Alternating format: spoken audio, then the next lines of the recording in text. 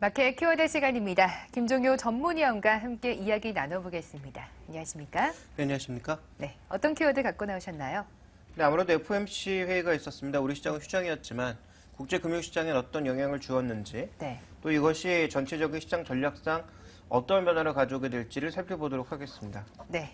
앞선 코너에서 이준희 앵커가 전해드렸다시피 FOMC 회의 결과 자체는 예상치에 거의 부합을 했습니다. 우선 시장에 대한 반응부터 짚어주시죠. 네, 시장 반응도 예상했던 결과, 너무 시시한 결과였던 만큼 좀 네. 미미하게 움직이고 있습니다. 아무래도 가장 이제 민감하게 움직일 수 있는 지표는 뭐 여러 가지가 있겠지만 테이퍼링과 관련돼서는 금리, 그리고 전체적인 기조와 관련돼서는 달러가 움직일 것으로 예상을 했는데요. 네. 시장에서 예상 외에 어떤 뉴스도 나오지 않은 것으로 보이니만큼 이번에도 의사록을 좀 기다리지 않을까. 그러니까 성명문만으로는 판단할 수가 없기 때문에 의사록을 기다리지 않을까, 또 옐런의 추가 발언을 기다리지 않을까 생각되고 있는데요. 먼저 환율을 살펴보도록 하겠습니다. 네. 달러는 여러 가지 기대감을 표명했지만 실제로 기대만큼의 효과가 나오지 않아서 다시 한번 전저점 수준까지 내려가는 모습을 나타내고 있고요. 유로는 강세를 보여주고 있습니다. 이번 5월 초반에도 유로존 쪽에 대책은 없을 거다라는 그런 흐름과 함께 네. 달러가 강세로 가지 못함으로써 현재 1.39 라인까지 다시 흘러가고 있는 그런 모습이 나타나고 있고요. 엔화 같은 경우에는 뭐 여전히 제한적인 흐름입니다. 103엔대, 102엔대에서 크게 움직이지 않고 횡보하는 모습이죠. 이건 엔달러 환율이 아니라 엔화 인덱스이기 때문에 엔화의 가치를 나타낸 것인데요. 네. 분명히 레벨 다운한 이후에 반등한 이후에 다시 한번 레벨 다운, 그리고 현재 구간에서는 횡보 양상을 보이면서 장기적인 그 흐름이 계속 수렴되는 그런 모습으로 현재는 진행이 되고 있습니다. 그래서 일본 같은 경우에도 추가적인 양적 완화 대책이 나오면 다시 전저점 부근까지 빠르게 레벨 다운될 가능성을 높게 보고 있습니다만 그런 흐름이 좀처럼 나오지 않고 있다는 관점에서 아직까지는 좀 더 지켜봐야 되지 않나 이렇게 보여지고 있고요. 네. 무엇보다 국내 증시가 민감하게 움직였던 것이 호주 달러입니다. 호주 달러 같은 경우에도 최근에 또 정체되면서 횡보하고 있거든요. 그러면서 국내 증시 같은 경우에도 최근에 나타난 조정과 함께 동일한 조정을 나타내고 있기 때문에 달러 쪽이 강세를 보이면 상대적으로 이쪽에서 좀 돈이 빠져나오지 않을까. 그렇다면 이머징 마켓에 좀 더 타격이 되지 않을까 봤었는데 이머징 마켓을 중심으로 움직이는 상품 통화의 움직임은 다른 통화들이 크게 움직이지 않은 만큼 크게 움직일 수가 없었고요.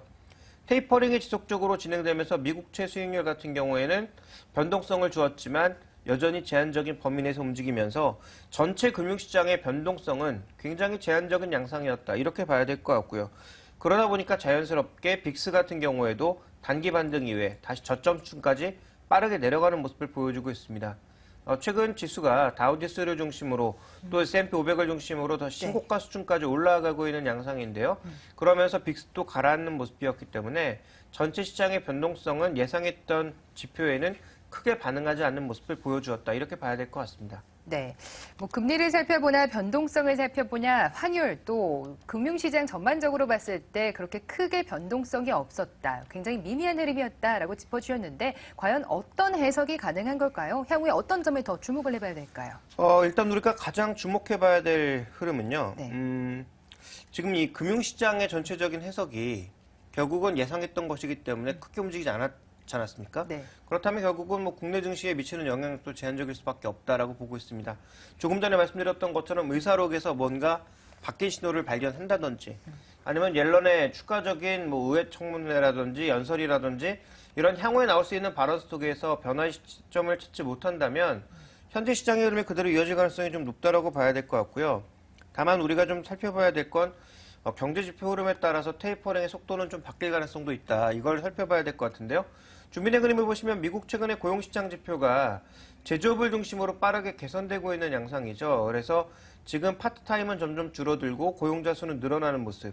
그러니까 뭐 큰 변화는 아니지만 파트타임 자체가 줄어들면서 고용자가 늘었다라고 하는 것은 정규직의 증가를 의미하는 거고요. 이런 정규직의 증가에 있어서 과거처럼 서비스업의 변동이 크게 나타나는 것이 아니라 제조업 중심의 상승이 나타나고 있는 것이기 때문에 제조업 정규직의 증가는 긍정적인 영향을 주고 있다라고 좀 봐야 될 것 같고요. 지금 그 기간별로 신규 고용을 보시면 방금 말씀드렸던 대로 2012년 10월 이후에는 굉장히 빠른 속도로 증가하고 있습니다. 그래서 이 부분을 살펴봤을 때 지금 현재 제조업 중심으로 나타나는 고용 증가에 대해서는 굉장히 긍정적인 시그널을 보일 것이다. 이렇게 봐야 될 것 같고요. 그 다음 우리가 또 살펴봐야 될 건 미국의 GDP 성장률 0.1%로 굉장히 안 좋았지 않습니까? 이게 문제가 아니죠. 이게 결국은 베이스가 될 것이기 때문에 다음 분기 성장률은 아주 높아질 수밖에 없습니다. 그러니까 지금 시장이 주목하고 있는 건 이쪽 부분이거든요. 2분기에 높아질 성장률. 그리고 또 하나 주목해야 되는 것은 방금 말씀드렸던 대로 최근에 질이 좋아지고 있는 고용지표 이런 것들을 생각해 봤을 때 뭐 옐런의 발언처럼 금리를 올리는 것이 무리라고 본다면 테이퍼링의 속도는 증가되는 경제지표의 속도만큼 오히려 하반기에 빨라질 가능성을 해서 12월이 아닌 10월 달에도 종료될 가능성이 있지 않나 이렇게 보고 있습니다. 네, 테이퍼링 속도 자체는 가속화될 수 있다라는 말씀 주셨는데요. 일단은 우리장이 어제 쉬어갔기 때문에 오늘장에서 미국의 주요 경제 지표들이나 FOMC 회의 결과가 반영이 될 것 같습니다.